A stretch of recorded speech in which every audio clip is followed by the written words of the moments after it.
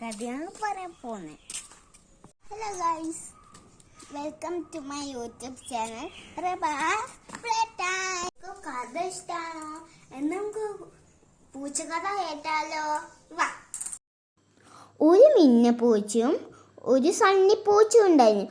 ഓർക്ക് 3 കുട്ടികൾ ഉണ്ടായിരുന്നു. പൂച്ചക്കുട്ടികൾ കുഞ്ഞതാവുമ്പേ മിന്നപ്പൂച്ച ആക്സിഡന്റിൽ ചത്തുപോയി. പിന്നീട് ഒരു പൂച്ചക്കുട്ടി ചെറുപ്പത്തെ ചത്തുപോയി. പാവം. 2 ബാക്കി പൂച്ചകളും ഞങ്ങൾ വളർത്തി. പിന്നെ പാലൊക്കെ കുടിച്ചിട്ട് ഇത്രയും വലിയ കാടന്മാര് ആയി.